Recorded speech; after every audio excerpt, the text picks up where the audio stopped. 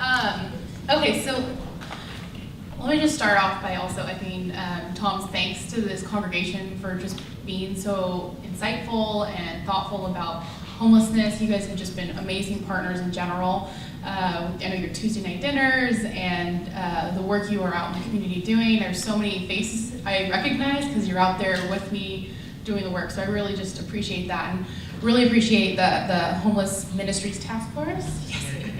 We have had a lot of meetings with them and it's been just so awesome seeing the passion. And I also really have to thank Tom, and a lot of people don't realize how much time this guy is actually spending on this issue because he's doing a lot of it behind the scenes, but it's a lot of hours on a weekly basis that he's out there with me helping have these conversations. So I'm just very appreciative all around, and I'm excited about this opportunity, and do hope there are a lot of more conversational we can get once we kind of lay some of the groundwork, because that's where I can really make sure we're addressing the issues, concerns, and thoughts that you might have that would make this project be successful. So let me just go over a couple of things. First is from a program operator standpoint, I had to be very thoughtful about, is this the right step for our community and our system of care? Because what I'm about is housing people. Housing is the answer to homelessness. And to me, that is where I want to be focused and where I want our policies to be focused. However, as many of you know, we are in a tight housing situation and in a situation that doesn't quite lend to the immediate housing that we need. So there is a very important interim step that is missing in our community. Our shelters are full, plus waiting lists. The Sam Jones Hall facility that I operate has a waiting list of about 121 people. Our family shelter has a waiting list of 63 families. That's families, multiply that by how many people are in the household, that's a lot of people waiting to get in. So our system is extremely backlogged. So we are in need of a sort of interim step. And I will mention quickly a recent example of what happened was, how many of you have heard of the Palms Inn? That's good. Palms Inn's a very exciting project, but what we did with the Palms Inn for 44 of the units was we took people we'd been screening in the Homeless Outreach Services team, the people who were most vulnerable. However, the biggest issue we ran into was finding people and where they had been, because the people are moving pretty frequently for a variety of different reasons.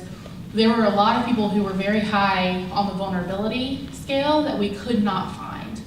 And so if we had something like this, we would know where the person was at, and once that housing became available, we would be able to link them into the housing unit as soon as possible, because that has probably been our biggest difficulty. And so there were several people that missed out on that housing, the Palms Inn housing opportunity, just for the fact that we couldn't find them. It wasn't for lack of their desire or their absolute need, it was just the sheer finding the individual. So, so that's kind of what brought me to thinking that this would be a potential good opportunity for our system of care. Now, additionally, I wanted to make sure it wasn't something that would also be detrimental to the people that we were trying to serve. And so we did a lot of research on what other successful communities have done, and we looked at one by Ian DeJong, who's the executive director of Org Code Consulting, kind of a recognized national expert on issues of homelessness. And one of the things that was really important that we made sure this looked like is that it had these components. And one is it being time limited. It's a time limited intervention.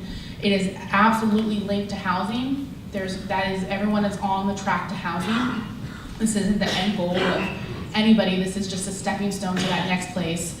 We had the proper screening and case management and oversight of the project. And then the fourth is that there was third-party oversight, so that the people in the camp weren't focused on running it, they were focused on getting themselves out of homelessness, which is the ultimate goal of this whole opportunity. So what Catholic Charities is doing is we're proposing to come and help.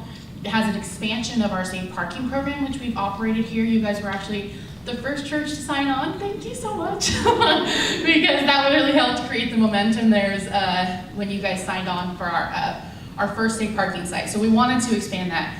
So what Catholic Charities would be hoping to be doing is helping operate through our HOST program. So you've heard HOST mentioned several times. HOST is our Homeless Outreach Services team, and it is our street outreach team.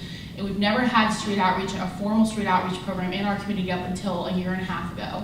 And the city funded it, and what that included was additional street outreach workers, especially focusing on downtown, because of the number of people that are there right now. We have a conservation crew through the host team, so we actually pay people who are trying to get out of homelessness, that are homeless themselves. We pay them to help clean up downtown. We pay them to help clean up abandoned encampments, so they're getting some money, and we're also creating a public good. And then we also have funding in our contract through the city for a program called Rapid Rehousing. And Rapid Rehousing, what it does is we actually will pay people's security deposit, help subsidize their rent for an actual unit in our community, but more importantly, we'll also case management and manage them in the home, because giving someone a home does not mean that we've resolved homelessness for them necessarily, unless they have the right support services in the home. Additionally, the contract covers us to place people into campgrounds, which we were going to try to use campgrounds in our community. That had never got quite off the ground for a variety of reasons, so we're hoping this might be able to help us utilize that part. And then we also have a reunification program. There are a lot of people, especially homeless youth, who've gotten stuck in Sonoma County and want to get back home, but don't have the financial resources to do so. And if they were able to get back home, they would be able to have a home, have a permanent housing unit, be able to be with their family and have their support network in place. And so we'll help pay for their bus ticket or their plane ticket to get back to the home, based on proper screening and us identifying that this is a legitimate, we're not gonna send people to Hawaii. It's a legitimate, situation, and we have verification and evidence that this person would be housed permanently on the other end. So that's kind of how we want to leverage between our safe parking program and our host program. We want to leverage those two things to help this potential 20-person campground. So what we would be doing is we would be using a vulnerability index. It's called the VI-SPDAT, and you do not want to know what it stands for because it's ridiculous. But what it does is the VI-SPDAT is an evidence-based screening tool that allows us to do two things. First, allows us to assess a person's vulnerability. And we're literally assessing their likelihood to die on the streets of Sonoma County. And so we ask questions about physical health, mental health, length of time on the street, income, all these different things, and it comes up with a score of a 1 to 20. And people who are score at the 20 level, those are the people who are most likely to die on the streets of Sonoma County.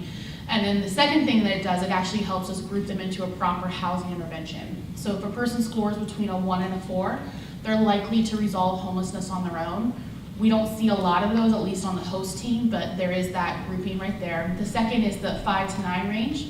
Those are people that with some sort of time-limited intervention, like a rapid rehousing program, they would be able to sustain their own housing after a time-limited intervention. And then there are the people who score a 10 and a higher.